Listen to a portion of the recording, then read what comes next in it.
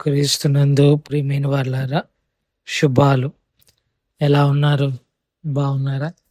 నిన్నటి దినము ఎలా గడిచింది? ప్రభువుకు మహిమకరంగా జీవించారా?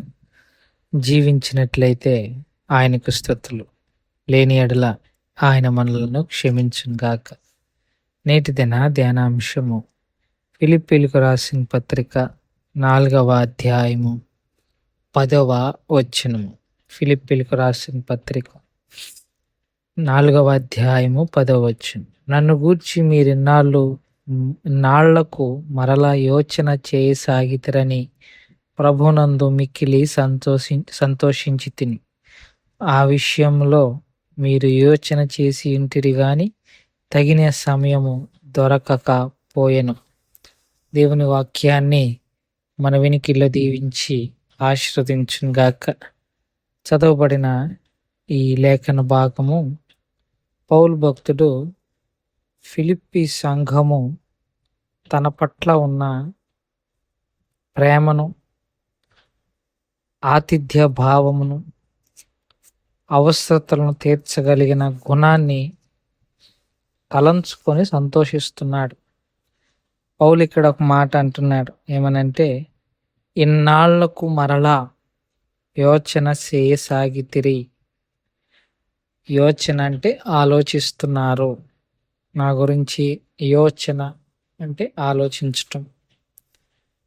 పౌలు ఫిలిప్పీ సంఘాన్ని స్థాపించి వెళ్ళిపోయిన తర్వాత చాన్నాళ్ళకి ఫిలిప్పీ సంఘము పౌలుని గురించి ఆలోచన చేసి, అయ్యో, నా దైవజనుడు, మా సంఘ కాపరి అవసరతలో ఉన్నాడు, ధనము అతనికి అవసరమై ఉన్నది అన్న విషయాన్ని గ్రహించిన ఫిలిప్పీ సంఘము పౌలు యొక్క అవసరతలను తీరుస్తూ వచ్చింది. కొంతకాలము వారికి ఉన్న ఆర్థిక ఇబ్బందిని బట్టి ఆగారు. అందుకే అక్కడ చదవబడిన లేఖన భాగంలో అంటారు, ఆ విషయంలో మీరు యోచన చేసి ఉంటుంది కానీ తగిన సమయము దొరకకపోయాను అని. అంటే యోచన అయితే చేస్తున్నారు కానీ దానికి తగిన అవకాశము మీకు రాలేదు. కానీ అవకాశం వచ్చినప్పుడల్లా కూడా మీరు నా విషయంలో ఆలోచన కలిగి ఉన్నారు అని వారి విషయమై సంతోషిస్తున్నట్టుగా పౌలు భక్తుడు చెప్తున్నాడు. నిజమే, కాపరికి కూడా అవసరాలు ఉంటాయి, దైవజనుడికి కూడా అవసరాలు ఉంటాయి. సంఘము దాన్ని గుర్తెరిగి అవసరతలు తీర్చటము సంఘం యొక్క బాధ్యత. అలాగని కాపరి తీర్చాలి కదా అనేసి కాపరి ఏది పడితే అది, నాకు చెప్పులు కావాలని ఉంది, చెప్పులు వేసుకోవాలని ఉంది, చెప్పులు ఎవరైనా ఇస్తే బాగుండు,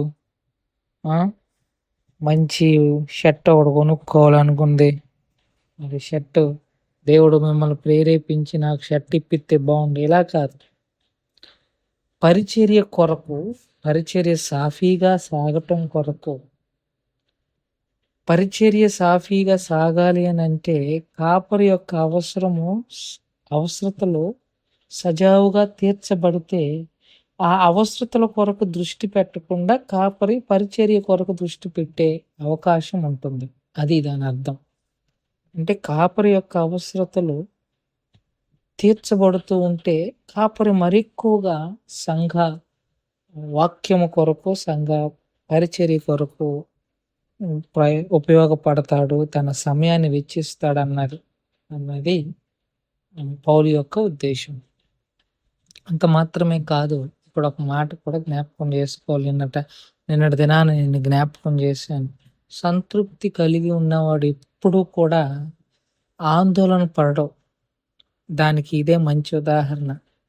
పౌలు ఆందోళన పడలా, కానీ దేవుడు పౌలు కొరకు ఫిలిప్పీ సంఘాన్ని సిద్ధం చేసి పౌలు యొక్క అవసరతలను తీర్చే ప్రయత్నం చేశాడు దేవుడు. సో సంతృప్తి కలిగి ఉండి నేర్చుకున్నవాడు ఎప్పుడు భయపడడం. ఎందుకంటే వారి అవసరతలను తీర్చే దేవుడు వారి పక్షంగా ఉన్నాడు కాబట్టి ఖచ్చితంగా వారి అవసరతను తీరుస్తూ ఉంటాడు.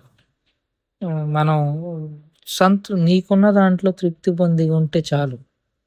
దేవుడు నీ అవసరతను తీరుస్తాడన్న నమ్మకం, ధైర్యం కూడా నీకు కలుగుతుంది. అట్లాగే దైవజనుడి యొక్క అవసరం తీర్చటం అన్నది కూడా అవసరం అన్న విషయాన్ని చదువుకున్న లేఖన భాగంలో మనం గ్రహించుకోవచ్చని మనం చేసుకుంటూ ఈ మాటలు ఇంతటితో ముగించుకుంటున్నాను. దేవుడు దీవించి ఆశీర్వదించిన గాక. ప్రార్థన చేసుకుందాం. మమ్మల్ని మిక్కిలిగా ప్రేమించిన మా ప్రియ పరలోకపు తండ్రి, మీ పాదాలకు స్తోత్రాలు. చెప్పబడిన వాక్యాన్ని బట్టి మీకు స్తోత్రాలు. విన్న వాక్యం మా హృదయంలో భద్రపరుచుకొని వాక్యానుసారంగా జీవించగలిగిన కృపను దయచేయమని యేసు నామములో అడిగి వేడుకుంటున్నాం తండ్రి. ఆమేన్. God bless you.